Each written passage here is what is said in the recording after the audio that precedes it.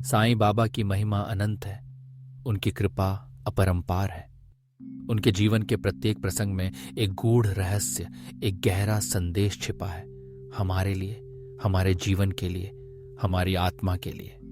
इस अध्याय में हम रतन जी वाड़िया की कथा के माध्यम से साईं बाबा की दया, सर्वज्ञता और उनके भक्तों के प्रति असीम प्रेम का अनुभव करते हैं।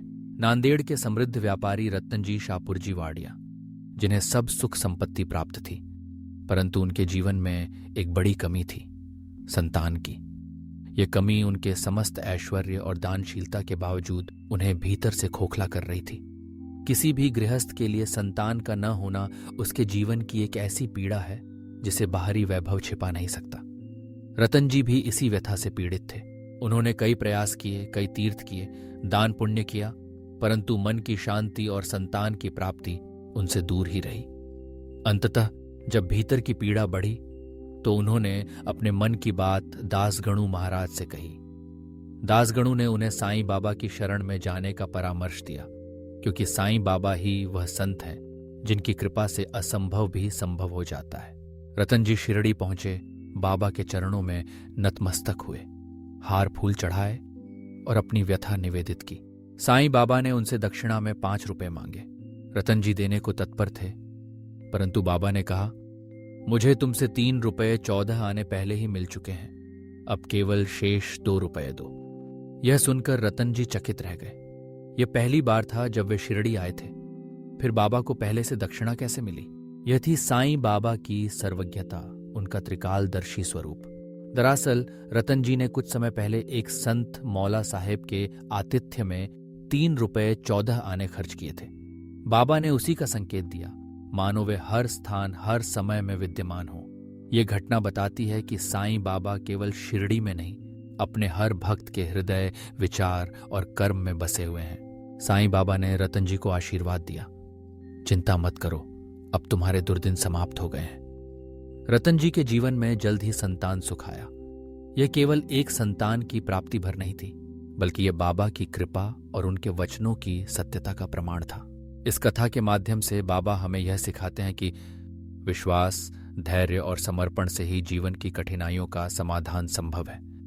जब हम अपने हृदय का बोझ सच्चे श्रद्धा और प्रेम से गुरु के चरणों में रखते हैं तो वह बोझ हल्का हो जाता है और ईश्वर की कृपा हमें हर दुख से उबार लेती है। अब बात करते हैं दक्षिणा की। क्यों बाबा अपने भक्तों से दक्षिणा लेते थे? जब बाबा पूर्ण विरक्त फकीर थे तो धन का क्या मूल्य? यह प्रश्न अनेक भक्तों के मन में उठता था। बाबा की दृष्टि में दक्षिणा महज एक मुद्रा नहीं थी, वह तो एक साधना थी, एक परीक्षा थी। क्या हम अपने धन, अपनी आसक्ति, अपने अभिमान को त्याग सकते हैं? धन, जिसे हम जीवन का आधार समझते हैं, साईं बाबा के लिए मात्र साधन था।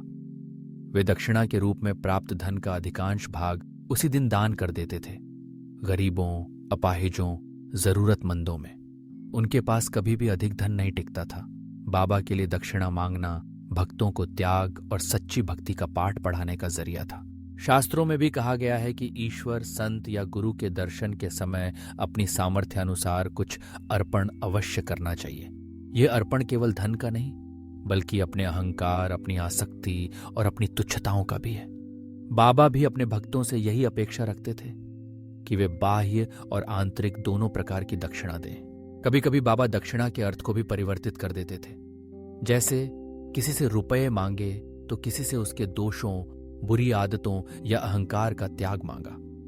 एक बार एक भक्त से बाबा ने योग वासिष्ठ ग्रंथ के अध्ययन की दक्षिणा मांगी, तो कभी किसी महिला से षड रिपुओं, काम, क्रोध, लोभ, मोह, मद, मात्सर्य का समर्पण मांगा। बाबा के लिए दक्षिणा लेना भक्तों के हृदय की शुद्धि का साधन था। वे स्वयं कभी धन के लोभी नहीं रहे। उनका जीवन सादगी, त्याग और सेवा का आदर्श था। उनकी झोली में केवल एक कौपीन, एक टमरेल और चिलम ही रहते थे। वे किसी प्रकार के बाह्य वैभव या संग्रह से दूर थे। बाबा का उद्देश्य था अपने भक्तों को कामिनी और कांचन यानी स्त्री और धन की आसक्ति से मुक्त कराना। इसलिए वे दक्षिणा के माध्यम से बार बार भक्तों की परीक्षा लेते थे। कभी किसी से बार बार दक्षिणा मांगते, कभी किसी की दी हुई राशि लौटा देते। वे केवल उसी से दक्षिणा लेते जिसमें सच्ची श्रद्धा और समर्पण हो। यह भी उल्लेखनीय है कि बाबा ने कभी भी दक्षिणा न देने वाले से रुष्टता नहीं दिखाई। वे हर भक्त की स्थिति और सामर्थ्य को जानते थे। दक्षिणा एक माध्यम थी, भक्त की वृत्ति को परखने का, उसकी भक्ति को शुद्ध करने का। राधा कृष्ण माई की प्रेरणा से बाबा ने शिरडी में सेवा की 2 पाठशालाएं खोली, दक्षिणा देना और राधा कृष्ण माई के यहाँ जाकर सेवा करना। इन दोनों साधनों से बाबा अपने भक्तों को सांसारिक बंधनों से मुक्त कर आध्यात्मिक उन्नति की ओर अग्रसर करते थे। अंत में दक्षिणा का मर्म यही है, अपने भीतर के दोषों, अपनी आसक्ति, अपने अहंकार को गुरु चरणों में समर्पित कर देना। यही सच्ची दक्षिणा है, यही बाबा की शिक्षा है। रत्नजी वाड़िया की कथा, दक्षिणा की मीमांसा और बाबा की सर्वज्ञता हमें यही सिखाती है कि समर्पण, श्रद्धा और त्याग के मार्ग पर चलकर ही हम सच्चे सुख, शांति और आत्मिक उन्नति को प्राप्त कर सकते हैं।